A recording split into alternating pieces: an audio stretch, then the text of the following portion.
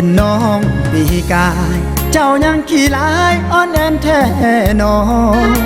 ผิวกายก็ดำกระดอเคยขี้มินหมออยู่ก้นมันดำอายเห็นแล้วนะเมื่อลงหน้าต้นตัวมองข้ามเปรียบเหมือนคือกำกาดำในนิทานที่ได้เล่ามาแต่ว่าปีนี้คนดีคือเป็นลายตาเห็นแล้วอยากฝากคักนางผู้ทายลามเป็นหน้าสะออนทายเวอร์เพิ่มเสริมเบิ่งแล้วคือนางเอกละครอยากได้น้องมาห่วมเคียงมอนห่วมห้องนอนสิว่าจังใดหัวใจของอายนี่เกือบสลายอยากมามันหมายสามไว้สิได้บ่เด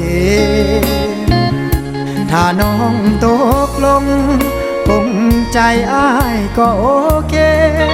เห็นแล้วถึกใจแท้เด้อถ้าน้องโอเคอายก็ตกลงเห็นน้องงามหลายขอฝากกายไว้ในเด้อลาฝากใจในเด้อการดาแม่ควันสิว่าฝากไว้ด้วยคนสร้างกฐินกองใดจึงสิได้เป็นแฟนหน้ามน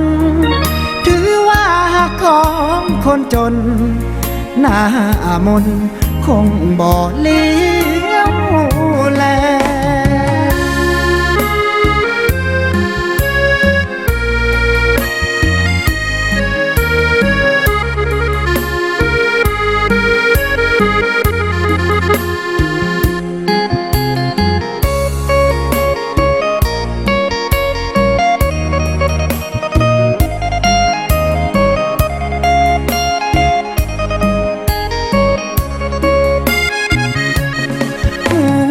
ใจ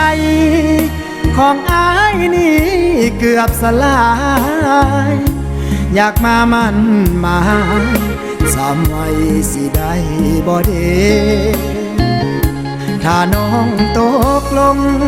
คงใจอายก็โอเคเห็นแล้วถึกใจแท้เด้ถ้าน้องโอเคอายก็ตกลงเห็นน้องงามหลายขอฝากกายไว้ในเด้อลาฝากใจในเด้อการดาแม่ควันสิว่าฝากไว้ด้วยคน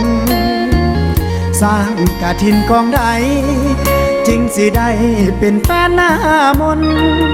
ถือว่าหักของคนจนหน้ามนคงบ่เลี้